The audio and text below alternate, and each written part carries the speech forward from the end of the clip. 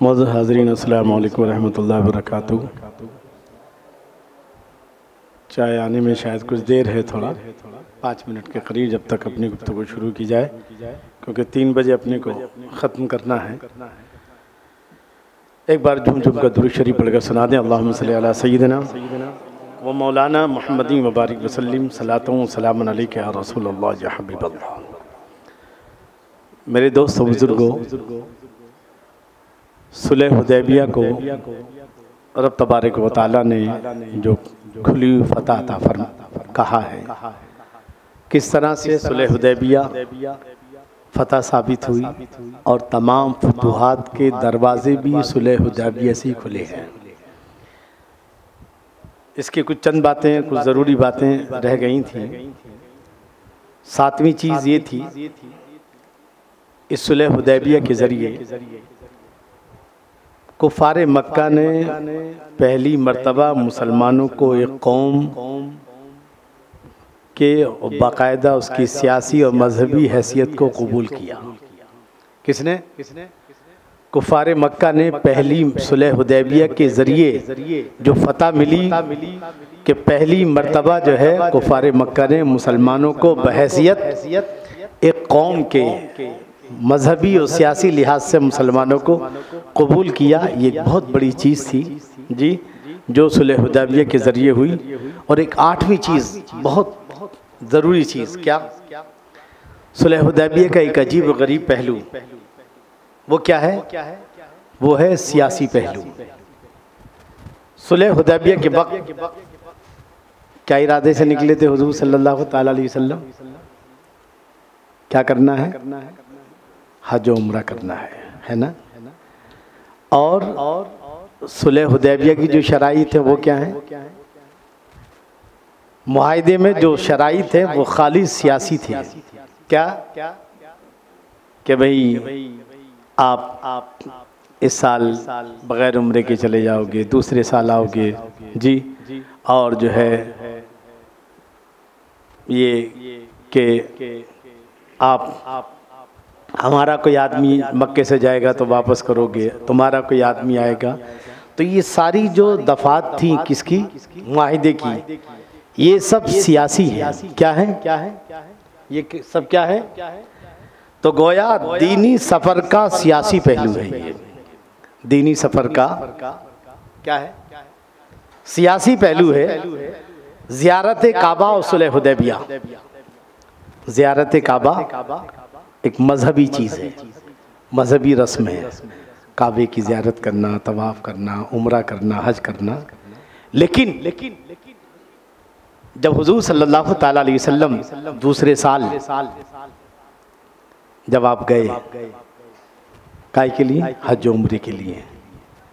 तो कुफ़ारे मक्का क्या सोचे हुए थे कि मुसलमान आ रहे हैं, बड़े कमज़ोर होंगे, लागिर होंगे, जंगों ने मुसलमानों को कमज़ोर कर दिया है, हालात जो मदीने की जो आब व हवा है उसने कमज़ोर कर दिया होगा। तो हुजूर सल्लल्लाहु तआला अलैहि वसल्लम ने मुसलमानों से क्या कहा कि आज जब तवाफ़ करो तो अकड़ कर करना। सफ़र हज का सियासी पहलू समाप्त फरमाया। आप जो है क्या कहा? आज भी वो उस वक्त की बात थी जब कुफ़ारे मक्का मुसलमानों को कमज़ोर समझ रहे थे कि ये मदीने से आ रहे हैं, बहुत कमज़ोर होंगे जंगों की वजह से, और भी इनके खाना पीने बराबर नहीं मिलता होगा, बहुत सारी बातें हैं, तो लिहाजा ये आ रहे होंगे गर्दनें झुकी जो है।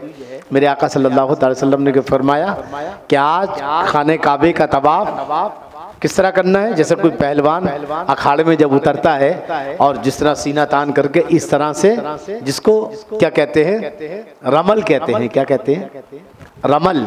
और कांधा खुला छोड़ना, इसको इस्तिबाक कहते हैं। तो कांधा खुला छोड़ के जो जिस तरह दौड़ते हैं तवाफ के वक्त, ये हज का सियासी पहलू है। क्या?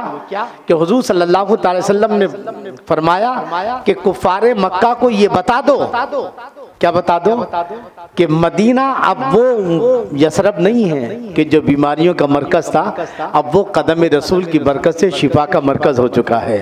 नहो आराम जिस बीमार को सारे ज़माने से उठा ले जाए थोड़ी खाक उनके आस्थाने से, उनको बता दो कि इस्लाम ने मुसलमानों को कमज़ोर नहीं किया है, बल्कि इस्लाम की वजह से मुसलमान पहले से कहीं ज़्यादा अल्लाह को ये अदा अपने नबी की और अपने नबी के सहाबा की पसंद आई, और क़यामत तक के हाजियों के लिए अब ये क्या कर दिया, उसका रुकन बना दिया। अब कोई भी हाजी जब तवाफ़ काबा करेगा, उम्रा करेगा, हज करेगा, तो फिर वो पहले जो 3 चक्कर हैं वो किस तरह से, ताकि यानी ये एक सबक दिया जाता है क्या कि जब जब कुफ्र इस्लाम को कमज़ोर समझे, जब जब काफिर मुसलमानों को कमज़ोर समझे, तो फिर मुसलमानों की जिम्मेदारी है कि वह अपने आप को ताकतवर बनाए और सामने वाले को बताएं कि इस्लाम ने मुसलमानों को कमज़ोर नहीं, बल्कि इस्लाम यालू अला यौला अलैहि,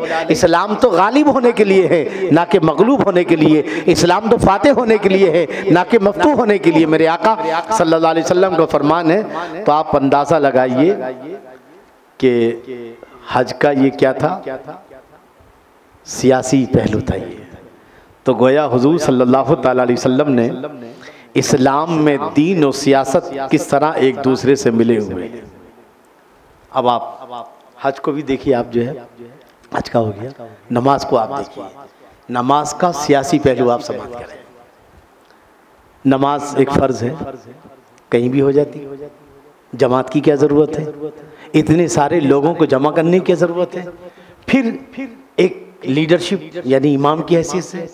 ये नमाज का सियासी पहलू है, मगर हम समझ नहीं पाते उसको। ये क्या है, यानी मुसलमानों की इज्तिमाइयत, लोगों को पता चले कि मुसलमान इतने जमा हैं, ये नमाज का सियासी पहलू है।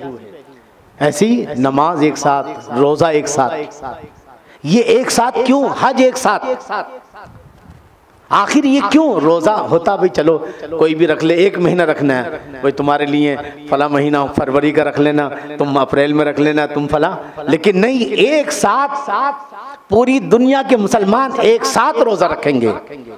ये रोज़े का सियासी पहलू है, तवज्जो है ना आपकी। एक साथ ईद करेंगे, पूरी दुनिया में ईद एक साथ होगी जी, ये रोजे का सियासी पहलू है। और जुमा की जो नमाज है कि लोग जमा हो रहे हैं, ये सियासी पहलू नहीं है। मगर अफसोस सियासत से हमें ऐसी चिढ़ है कि हमने हर चीज़ से सियासत को क्या कर दिया है, जबकि मेरे आका सल्लल्लाहु ताला अलैहि वसल्लम ने सुलह हुदैबिया में इस्लाम में दीन और सियासत को किस तरह एक दूसरे से मिला दिया है। आप अंदाज़ा लगाइए, वो हज अकड़ कर करना, आज भी ये चीज़ें मनासिक हज का हिस्सा हैं, ताकि मुसलमानों को की कुव्वत मालूम हो और मुशरिकीन को कोड़न हो गया हो कि ये सियासी पहलू नहीं तो और क्या है कि नबी बरक सल्लल्लाहु ताला अलैहि वसल्लम ने दीन और सियासत को एक वहदत में इस तरह समझ दिया है कि कोई इनमें फ़र्क बाकी, यानी इस्लाम में नमाज है उसमें भी सियासत है, रोज़ा है उसमें भी सियासत है, हज है उसमें भी सियासत है, जुमा है उसमें भी सियासत है, ईदैन है उसमें भी सियासत है। तो गोया ये नमाज में सियासी पहलू है, कौन सा? जमात का, एक साथ जमा होना, अपनी जमीयत दिखाओ, एक साथ रोज़ा रखो, अपनी जमीयत दिखाओ, एक साथ जुमा पढ़ो, अपनी जमीयत दिखाओ, एक साथ ईद करो, अपनी जमीयत दिखाओ। लेकिन लोग क्या कहते हैं, अरे नहीं इस्लाम का सियासत से क्या ताल्लुक़ है। दर हकीकत वो पूरे के पूरे जाहिल हैं जो ये कहते हैं ना कि वो पूरे के पूरे जाहिल है। वो आलिम होकर भी जाहिल हैं, वो इमाम होकर भी जाहिल हैं। हुजूर सल्लल्लाहु ताला अलैहि वसल्लम से बढ़कर दुनिया में कोई सियासी इंसान नहीं गुजरा है। मेरे आका सल्लल्लाहु ताला अलैहि वसल्लम की सियासत का लोहा आपने देखा कि किस तरह जो है हुजूर सल्लल्लाहु ताला अलैहि वसल्लम ने आप चाल कुफारे मक्का अपनी चाल चल रहे थे और मेरे आका अपनी चाल चल रहे थे। बराबर है कि ना? आखिर क्या हुआ? आपने इस तरह चालें चली कि आखिर पूरा अरब जो है कुफ्र शिर्क बुत परस्ती से क्या हो गया। आजकल अर्तगल गाजी चल रहा है, उस्मान चल रहा है ऐसा। आपने देखा कि कबीले के एक छोटा सा इंसान किस तरह से उठा और किस तरह उठते। वो एक कहानी नहीं है बल्कि वो एक वाकया है, वो एक तारीख है, हिस्ट्री है इस्लाम की, कि किस तरह से उसने अपनी सियासी चालों से जो है क्या किया, दुश्मन को। सलाहुद्दीन अय्यूबी की तारीख पढ़ो कि किस तरह सलाहुद्दीन अय्यूबी ने जो है अपनी सियासी चालों से जो है किस तरह दुश्मन को ज़ेर किया, किस तरह हज़रत खालिद इब्न वलीद रज़ी अल्लाह ताला अन्हु ने अपनी सियासी चालों से जो है दुश्मन को ज़ेर किया, किस तरह मोहम्मद बिन कासिम ने जो है सियासी चालों से जो है यहाँ के राजाओं को शिकस्त दी, किस तरह शहाबुद्दीन मोहम्मद गौरी ने जो है सियासी चालों के ज़रिए किस तरह जो है मात दी। मैं अर्ज़ कर रहा था सियासत इस्लाम का एक अटूट हिस्सा है, और जो इंसान ये कहता है कि सियासत इस्लाम का सियासत से कोई ताल्लुक नहीं, मैं कहता हूँ वो नंबर 1 का इस्लाम का दुश्मन है। आपने देखा मेरे आका सल्लल्लाहु अलैहि वसल्लम ने किस तरह से जो है 23 साल के अंदर, कितने साल में दुनिया कह रही थी सुलह हुदैबिया क्या है, शिकस्त है, मुझसे मोहम्मद ने दब कर सुलह की है जी। मोहम्मद रसूलुल्लाह कटवा दिया, मोहम्मद बिन अब्दुल्ला लिखवाया, बिस्मिल्लाह की जगह बिस्मिका अल्लाहुम्मा लिखवाया, और जितनी शर्तें दी कुफार मक्का की सब मानते गए। मगर अल्लाह क्या कह रहा था, इन्ना फतहना लका फतहम मुबीना। ये क्या था, ये उस माहदे का सियासी पहलू था। लिहाजा आज भी मेरे दोस्तों, आज अगर मुसलमान मार खा रहे हैं तो ऐसा नहीं है कि मस्जिदों में नमाजी नहीं है, ऐसा नहीं है कि आलिम नहीं है। आज अगर हम मार खा रहे हैं तो उसकी जहां दीन की वजह, तो लोग बताते हैं कि दीन की वजह से मुसलमान पीछे है, तो जिनके पास दीन नहीं वो आगे क्यों? अमेरिका क्यों आगे है, मोदी क्यों आगे है? उसके पास तो दीन नहीं है जी। लोग मौलवी यही कहते हैं कि मुसलमान पीछे है, इसकी वजह दीन की वजह से। लेकिन जो लोग जिनके पास दीन इस्लाम बिल्कुल नहीं है और जो इस्लाम के दुश्मन है वो आगे क्यों बढ़ रहे हैं फिर? इसका मतलब ये है कि मुसलमान दीन में तो पीछे है, ये मुसलमान दुश्मनान इस्लाम की चालों को समझने के मामले में एकदम बेकार हो चुका है, थर्ड क्लास हो चुका है। उसे जब मालूम होता है जब दुश्मन अपना काम कर चुका होता है। हमारी सियासी सूझबूझ न हमारे मौलवियों में है, न हमारे लीडरों में है, न हमारे कायदों में है। अगर सियासी सूझबूझ होती तो खुदा की कसम आज मुसलमान यहाँ नहीं होते। आप देख रहे हैं किस मरहले में हैं। अब 3 मई का जिक्र हो रहा है हर जगह पर। 3 मई के बाद क्या होगा? मसाजिद के ट्रस्टियान परेशान हैं कि भाई क्या होगा, क्या जी क्या है ये सब? जिसकी कुछ औकात नहीं है, जिसकी कोई औकात नहीं है, वो अपनी औकात से बढ़कर बात कर रहा है। क्या है मतलब? क्या मुसलमान इतना कोई हलवा है कि जो चाहता है मुसलमानों को डराता है, जो चाहता है मुसलमानों को धमकाता है, जो चाहता है मुसलमानों को जो है नुकसान पहुंचा? क्या है ये, है क्या? मैं ये पूछना चाहूँगा, ए मौलवी बताओ इसका मसले का हल क्या है? ए आलिमो, ए इमामो, ए वाइजो, ए पीरो, ए खानका के सज्जादा नशीनों, बताओ दीन का मतलब क्या है? इन लोगों के पास तो दीन नहीं है। ये दीन ये आगे कैसे बढ़ गए? मुसलमानों से कहते हो कि तुम दीन की वजह से पीछे हो। आज मुसलमान दीन की वजह से ज़रूर पीछे है, मगर सबसे बड़ी बात यह है कि हमारी क़यादत के पास जो है सियासी शऊर, आज़ादी के बाद से लेकर आज तक मेरे नज़दीक तो कोई जो है लीडर नहीं है सही तरह से, जो सच्ची बात है, जो रियल बात है। क्योंकि अगर क़यादत होती तो मुसलमान नीचे की तरफ, क़यादत का मतलब, ये बात मैंने बार बार कही है कि क़यादत का मतलब ये नहीं है कि मुसलमानों की डूबती कश्ती को और डुबो दो। क़यादत का मतलब ये है कि मुसलमानों की हिचकोले खाती कश्ती को किनारे लगाना चाहिए। आप सोचिए, सियासत इसे कहते हैं कि वो बीजेपी जो सन 85 तक जो है, जिसकी पूरी इंडिया में जो है 2 से 4 सीटें मुश्किल से आती थी, इसको सियासत कहते हैं। हम किसकी बात कर रहे हैं यार? हमारे आका सल्लल्लाहु ताला अलैहि वसल्लम की सियासी ज़िंदगी आप पढ़िए। मेरे आका सल्लल्लाहु ताला अलैहि वसल्लम, सिर्फ मेरे आका ने सहाबा को नमाज ही नहीं सिखाई है, बल्कि हज़रत सिद्दीक़ रज़ी अल्लाह ताला अन्हु को सियासत भी सिखाई थी। कैसी सियासत कि जब हज़रत सिद्दीक़ रज़ी अल्लाह ताला अन्हु जब बैठे खिलाफत पर, पूरी दुनिया में एक भूचाल आ गया था। लोग समझ रहे थे कि मोहम्मद सल्लल्लाहु ताला अलैहि वसल्लम दुनिया से ज़ाहिरी तौर से चले गए, अब इस्लाम ख़त्म हो जाएगा, अब इस्लाम डब्बे में चला जाएगा। कितने झूठे नबी निकल आए, कितने लोगों ने ज़कात देने से इनकार कर दिया। और ऐसे आलम में जो है किसने हुकूमत संभाली? किसने?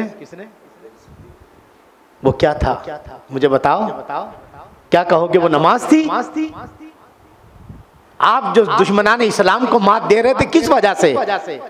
किस वजह से? यकीनन हम कहेंगे वो दीन ईमान, लेकिन दीन और ईमान के साथ जो उनका सियासी शऊर था, क्या था? उस सियासी शऊर ने दुश्मनान इस्लाम को मुंह की जो है उनको शिकस्त दी। और फिर उसके बाद कौन? हजरत उमर फारूक आजम रज़ियल्लाहु ताला अन्हु। अल्लाहु अकबर। आज भी जिनकी सियासत का लोहा अपने नहीं दुश्मन भी मानते, ये कौन है? हुजूर ने ही तो सिखाई थी इनको सियासत। किसने सिखाई थी? कहाँ है यार? हमेशा मस्जिदों में नमाज की बातें होती।